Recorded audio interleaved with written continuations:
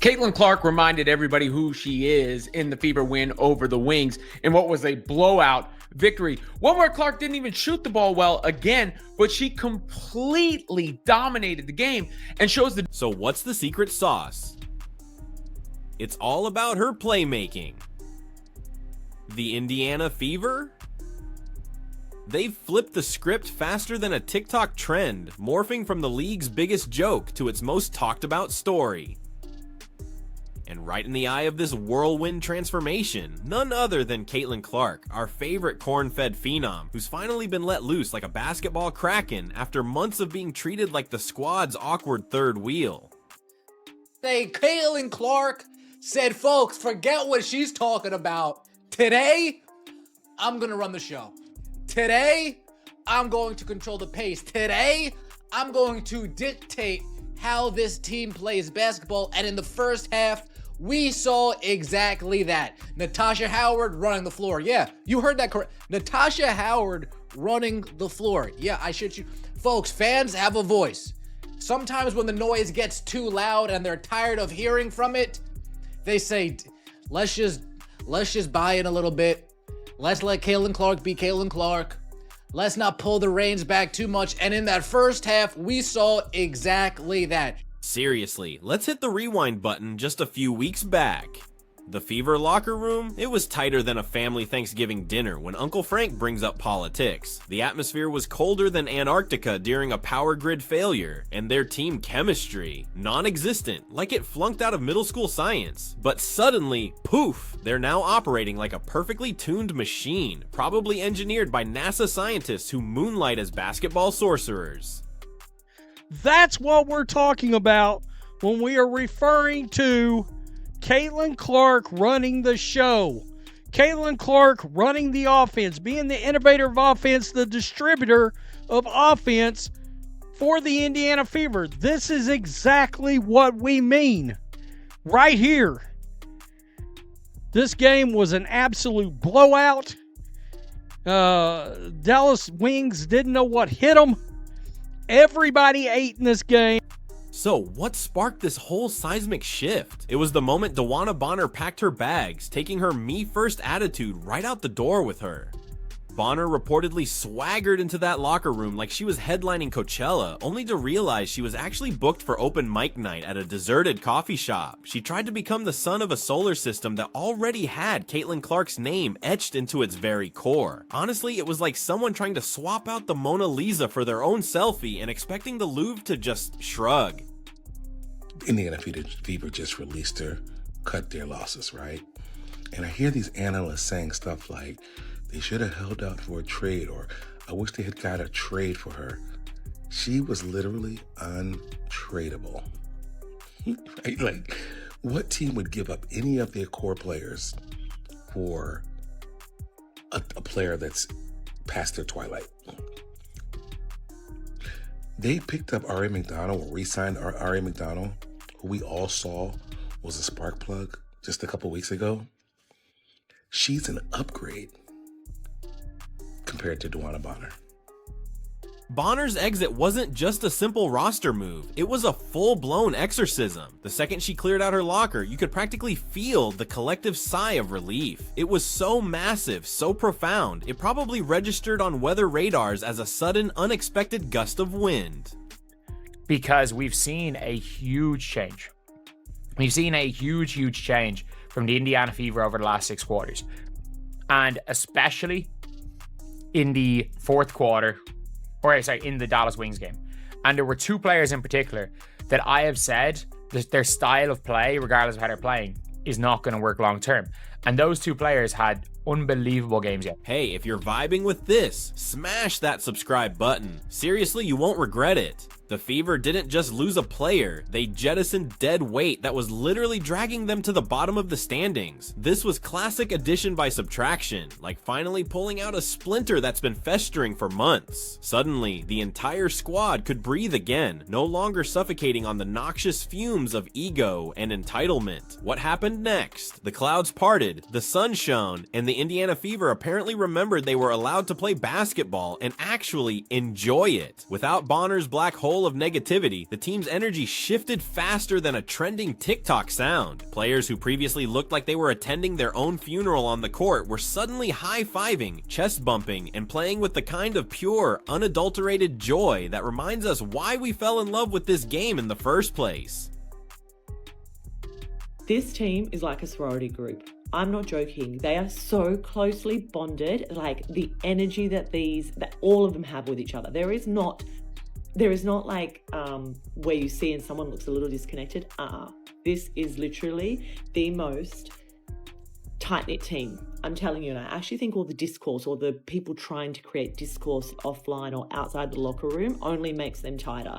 And throughout the training session, I saw multiple times where they were like laughing and mucking around and just completely like high-fiving and actually speaking of the high fives. Now, let's talk about Sophie Cunningham, basically a triple espresso shot in human basketball form. While everyone else was busy writing eulogies for the Fever's season, Cunningham grabbed the team by their collective jerseys and practically screamed, "We're not done yet," in their faces. She didn't just step up, she rocketed into leadership orbit with the subtlety of a fireworks show in a quiet library. Cunningham morphed into the team's unofficial hype woman, defensive drill sergeant, and locker room therapist, all wrapped up in one blonde tornado of pure intensity. When the squad needed a spark, she wasn't handing out matches. She was chucking Molotov cocktails of motivation. During timeouts, while other players were still gasping for air, Cunningham was out there drawing up plays in the air with the frantic energy of someone trying to explain Inception in 30 seconds flat.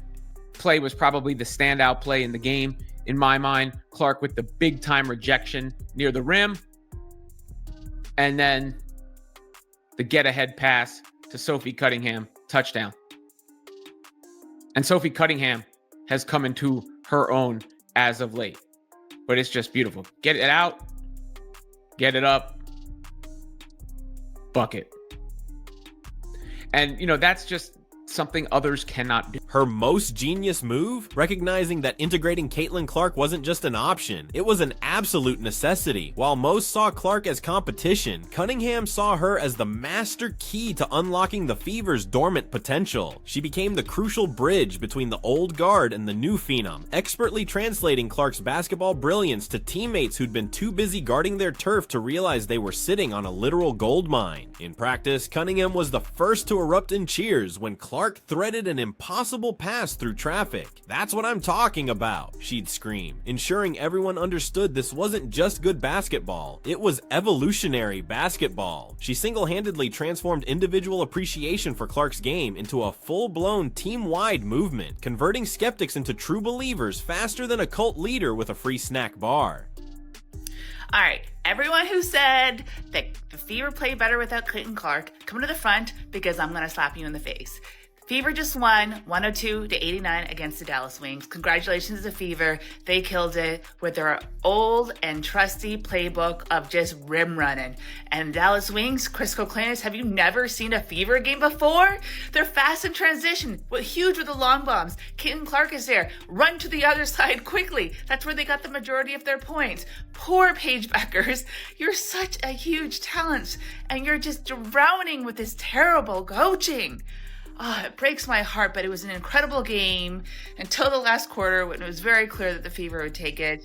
Meanwhile, Caitlin Clark was having her own superhero origin story. After months of basically being treated like a tourist in her own locker room, Clark finally reclaimed her rightful throne. And she didn't demand it, she earned it through sheer resilience, undeniable talent, and a work ethic so intense it makes Olympic athletes look like weekend warriors. The Clark we're witnessing now isn't just playing basketball, she's conducting a full-blown symphony where every pass is a perfectly placed note and every three-pointer is a jaw-dropping crescendo. She's not some rookie trying to fit in anymore. She is the centerpiece, the gravitational force that makes everyone around her exponentially better. This transformation is so complete that going back and watching early season Fever games feels like peeking into some bizarre alternate universe where joy and basketball brilliance were outright banned by constitutional amendment. Caitlin Clark now has the 5th most double-doubles with points and assists in WNBA. The 5th most double-doubles with points and assists in WNBA, and we're only in year 2, and we've missed half the season so far? Oh no. Oh, that record's going to be broken any day now. Clark's leadership isn't about barking orders or dominating the ball. It's about elevating everyone around her. She doesn't demand the spotlight. She essentially installs extra floodlights for the entire cast. Her passes aren't just accurate, they're prophetic, landing in teammates' hands before they even realize they're open. She's playing Grandmaster chess while the defense is still figuring out how to set up the checkerboard. 3 moves ahead and accelerating. The entire team now orbits Clark, not because some coach demanded it, but because, well, gravity naturally pulls objects toward the most massive presence. And let's be clear, Clark's basketball IQ and raw talent generate their own undeniable gravitational field. Teammates who once hesitated to pass her the ball now seek her out like she's clutching the last bottle of water in a desert apocalypse. The trust is so utterly complete that when Clark calls for the rock in crunch time, you practically see all 5 heads nodding in perfect unison before she even makes the pass. Even with their actual coaches and their training staff, like I've got some awesome videos of Keith training, like KK training Dantas, and you will see that they're laughing and they're having a good time. And I just think that is like the energy that you want, right? You want to create a locker room where it feels like family and you have each other's back no matter what. And noise gets loud and noise gets disruptive, but as long as you can stay together closely knit, then you can drown that out. I genuinely feel that. What we're witnessing here isn't just a team getting a little hot at the right time. It's a full-blown identity revolution. The Fever have officially gone from that team with Caitlin Clark to that team with Caitlin Clark. And no, that capitalization isn't just for flair. It's the only way to truly capture the seismic shift in how they're perceived. They've morphed from a mere curiosity to a legitimate contender, from a sideshow act to the undeniable main event. Their current playoff push isn't just about making the postseason. It's a loud, clear announcement to the entire basketball world that the revolution has arrived, way ahead of schedule. While every pundit out there was penciling them in for contention a few years down the line, the Fever apparently decided that patience is wildly overrated and the future is, in fact, right now. Yes, the shooting's not there yet, but that will come. But being a playmaker is more than just scoring the ball, and dropping 13 dimes and getting 5 steals is amazing work. I mean, look at this dime full court pass. This is incredibly hard. If you haven't ever played basketball, this pass to Cunningham is so hard. And she was doing this all game. Here's another one in the 4th quarter to Kelsey Mitchell for an easy layup. With CC back in the lineup, this Fever team is starting to click and they are becoming a force. They have 2 key games before the All-Star game. And I think if they can win both of those, this team's going to be right in there for the second half of the season.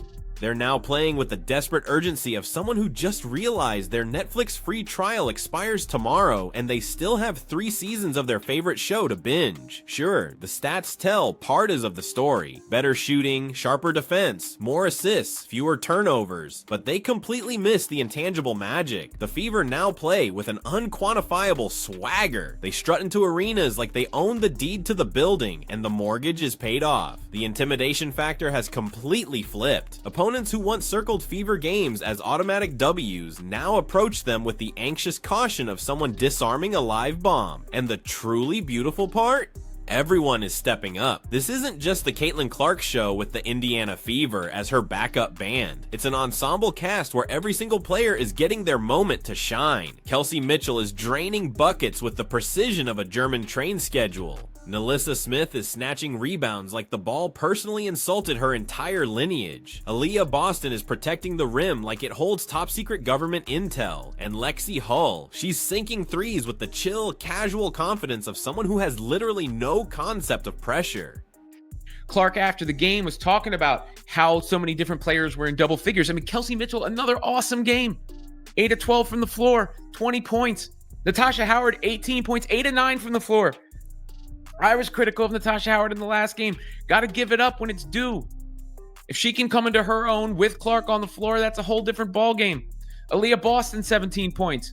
No, Clark was the 4th leading scorer with 14 points. Sophie Cunningham had 13 points off the bench. 102 points scored for the Fever.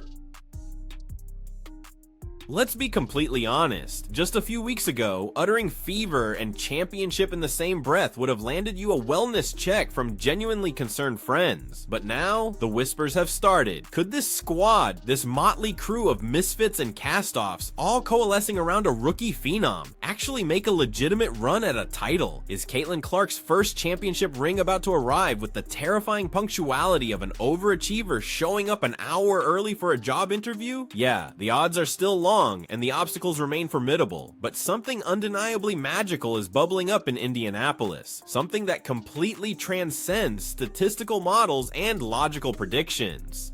The Fever are playing with house money and the stone-cold confidence of expert card counters. They are the ultimate basketball embodiment of that iconic scene in every underdog movie where someone deadpans, "This is so crazy, it just might work." And at the blazing heart of it all is Caitlin Clark, flashing that signature Midwestern smile that somehow manages to be both disarmingly humble and utterly terrifying. She isn't just transforming a franchise, she's actively altering the entire trajectory of an entire league. While other players are still busy bickering over who deserves the spotlight, Clark is out there, quietly installing additional lighting for everyone else.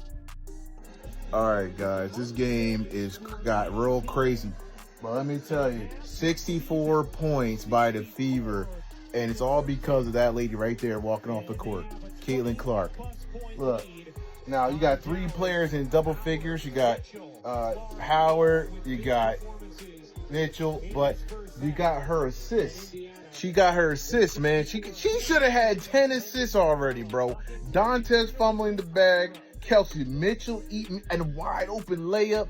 Bro, you messing up her stats. But anyway, but she got 10 points, so that's pretty good in the first half. Plus a whole bunch of assists. She got 7 assists. So buckle up, basketball fans. The Fever's redemption arc isn't just some feel-good, heartwarming story. It's a full-blown warning shot fired across the bow of the entire WNBA establishment. The message is crystal clear. The future isn't just coming, it's already here, rocking number 22 and throwing no-look passes that somehow bend the very laws of physics. The Indiana Fever aren't simply winning games. They are actively rewriting what's possible when raw talent collides with massive opportunity and ego finally takes a back seat to unadulterated excellence. And that 2-game winning streak they're on, that's just the amuse-bouche. The main course is being meticulously prepared, and it promises to be a feast the basketball world won't soon forget. The Fever aren't merely hot, they're genuinely combustible. The only real question left is whether the rest of the league has enough fire extinguishers to handle the inferno that's coming. Because Caitlin Clark hasn't just found her voice in the WNBA, she's found her crown. And from the looks of it, her reign is only just beginning. Long live the Queen, and may the rest of the league prepare accordingly. The Fever has officially broken, and what's emerging from the other side isn't just a basketball team, it's a basketball revelation.